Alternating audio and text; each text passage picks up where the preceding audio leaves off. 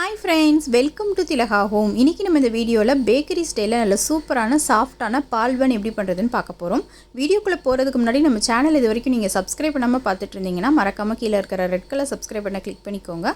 அப்பதான் ஃபியூச்சர்ல நான் போடுற வீடியோஸையும் நீங்க மிஸ் பண்ணாம பார்க்கலாம். இப்போ வாங்க நம்ம வீடியோக்குள்ள போலாம். பால் பன் பண்ணுறதுக்கு முதல்ல மிக்ஸி ஜாரில் நம்ம சுகரை வந்து நல்லா பவுடர் பண்ணிக்க போகிறோம்.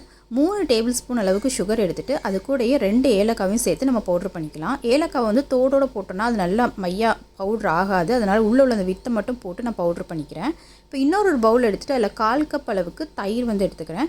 கூடவே 1/4 டேபிள் ஸ்பூன் அளவுக்கு பேக்கிங் சோடா சேர்த்து நல்லா வந்து இந்த மாதிரி பீட் பண்ணுறேன். பேக்கிங் சோடாவோட தயிர் சேரும்போது நல்லா நுரைச்சி இந்த மாதிரி வரும். ஸோ இந்த ஸ்டேஜ் வரைக்கும் பீட் பண்ணி எடுத்து வச்சுக்கலாம். இப்போ நம்ம இன்னொரு பவுல் எடுத்துகிட்டு அதில் 1 கப் அளவுக்கு மைதா மாவு சேர்த்துக்கலாம். பால் பன் வந்து மைதா மாவில் தான் பண்ணுவாங்க. அப்போ தான் பேக்கரி ஸ்டைலில் அந்த டேஸ்ட் இருக்கும். கூடவே நம்ம மிக்ஸி ஜாரில் பவுட்ரு பண்ண அந்த சுகரையும் சேர்த்துட்டு ஒரு பிஞ்ச் அளவுக்கு உப்பு சேர்த்து நல்லா ஈவனாக மிக்ஸ் பண்ணிக்கலாம். இப்போ இது கூட 1 டேபிள் ஸ்பூன் அளவுக்கு நெய் வந்து சேர்த்துக்கலாம். நெய்க்கு பதிலாக நீங்கள் டால்டா இல்லைன்னா எண்ணெய் கூட சேர்த்துக்கலாம். ஸோ அந்த நெய்யும் சேர்த்து நல்லா அந்த மாவோடு மிக்ஸ் பண்ணிக்கலாம். இப்போ வந்து நம்ம ஆல்ரெடி தயிரும் பேக்கிங் சோடாவும் போட்டு நல்லா மிக்ஸ் பண்ணி வச்சுருக்கோம்ல, அதை இதோட சேர்த்துக்கலாம். சேர்த்துட்டு எந்த ஒரு கட்டியும் இல்லாமல் நல்லா கை வச்சு நல்லா ஈவனாக மிக்ஸ் பண்ணி விட்டுறலாம். ஸோ இந்த மாதிரி எல்லா பொருளும் அந்த தயிர் சுகர் எல்லாமே நல்லா ஈவனாக மிக்ஸ் ஆனதுக்கு அப்புறமா நம்ம தண்ணி கொஞ்சம் கொஞ்சமாக ஆட் பண்ணி ஒரு தோசை மாவு பதத்துக்கு இதை வந்து நம்ம வந்து ரெடி பண்ணிக்கலாம். ஒரு 1/4 கப் தண்ணி நீங்கள் ஊற்றுனீங்கன்னா கரெக்டாக இருக்கும்.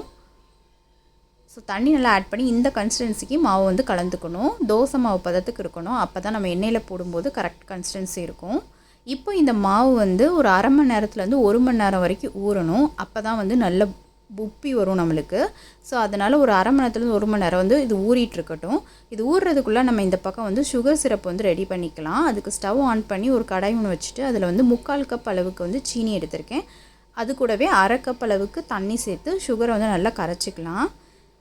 இது வந்து கம்பி பதம் எதுவும் பார்க்கணுன்னு கிடையாது. நம்ம நார்மலாக குலோப் ஜாமுனுக்குலாம் செய்வோம்ல, அது மாதிரி தான். சுகர் வந்து நல்லா தண்ணியில் கரைஞ்சி ஒரு கொதி வந்தால் போதும். ஸோ இதான் கரெக்டான ஸ்டேஜ். நம்ம இதை வந்து ஆஃப் பண்ணிடலாம். ஸோ இது அப்படியே இருக்கட்டும். இப்போ வந்து ஒரு 45 நிமிஷம் ஆகுது. மாவு வந்து நல்லா வந்து ஊறி இருக்குது. இப்போ நம்ம இதை வந்து எண்ணெயில் பொரிச்சு எடுக்க வேண்டியதுதான். ஸோ எண்ணெயும் இந்த பக்கம் வந்து சூடாக இருக்குது. மாவு வந்து நம்ம போடும்போது இந்த மாதிரி கையில் எடுத்து எக்ஸஸ் மாவு நல்லா வடிச்சிட்டு இந்த மாதிரி போடுங்க. இப்படி உங்களுக்கு போட வரலை அப்படின்னா உங்களுக்கு வந்து ஒரு குழிக்கரண்டியில் கூட நீங்கள் எடுத்து ஊற்றலாம்.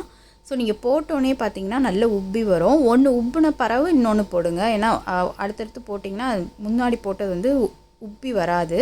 அதனால் ஒன்று உப்பவும் அடுத்தடுத்து போடுங்க. நான் நீ கொஞ்சம் சின்ன கடையாக வச்சுருக்கிறதுனால 3 3ஆக போட்டு பொரிச்சு எடுக்கிறேன். பாருங்கள், அதுவே நல்லா உப்பி மேலே எலும்பி வருது. இப்போ இந்த பக்கமும் திருப்பி விட்டு எல்லா பக்கமும் நல்ல லைட் ப்ரௌன் கலர் வர்ற மாதிரி பொரிச்சிக்கலாம். எண்ணெய் வந்து பார்த்திங்கன்னா மீடியம் ஹீட்லேயே இருக்கட்டும். நிறைய ஹீட் ஆயிடுச்சு அப்படின்னா வெளியில் மட்டும் நல்லா ப்ரௌனாக இருக்கும், உள்ளே வந்து மாவாக இருக்கும். அதனால் மீடியம் ஃப்ளேம்லேயே வச்சு எல்லா மாவையும் வந்து பாலாக போட்டு பொரிச்சு எடுத்துடலாம். இப்போ எல்லாமே பொரிச்சு எடுத்ததுக்கப்புறம் எல்லா அந்த பாலையும் எடுத்து நம்ம வந்து சுகர் சிரப்பில் போட போகிறோம். இதுக்கு வந்து இனிப்பு வந்து பார்த்திங்கன்னா குலோப் ஜாமுன் அளவுக்கு ரொம்ப வந்து ஊறிலாம் இருக்க வேண்டாம். நம்ம அந்த வெளி லேயர் மட்டும் நல்லா வந்து அந்த சுகர் சிரப்பில் கோட்டாகி இருக்கிற மாதிரி இருக்கணும். அப்போ தான் வந்து டேஸ்ட்டு நல்லாயிருக்கும். ஸோ ஒரு 5 நிமிஷம் நம்ம அந்த சீனி பாகில் போட்டு எடுத்துட்டோம் அப்படின்னா போதும். நம்மளுக்கு சூப்பரான பால் பன் வந்து ரெடி ஆகிடும். இந்த பால் பன் வந்து இப்போ உடனே சாப்பிட்றதோட்டிக்கு ஒரு 1/2 மணி நேரம் இல்லை 3/4 மணி நேரம் கழித்து நீங்கள் சாப்பிட்டீங்கன்னா அந்த வெளியில் இருக்கிற அந்த சுகர் சிரப்லாம் அப்படியே உள்ளே இறங்கி நல்லா சாஃப்டாக இருக்கும். ஸோ அப்படி சாப்பிட்டிங்கன்னா இன்னும் டேஸ்ட்டாக இருக்கும். ஸோ சூப்பரான நம்மளோட பேக்கரி ஸ்டைலில் உள்ள பால் பன் வந்து ரெடி ஆகிடுச்சு. டக்குன்னு ஒரு ஈவினிங் டைம் ஏதாவது ஒரு ஸ்வீட் செய்யணும் அப்படின்னா டக்குன்னு செய்யக்கூடிய ஒரு ஸ்நாக்ஸ் இது. மறக்காமல் வந்து செஞ்சு பாருங்கள்.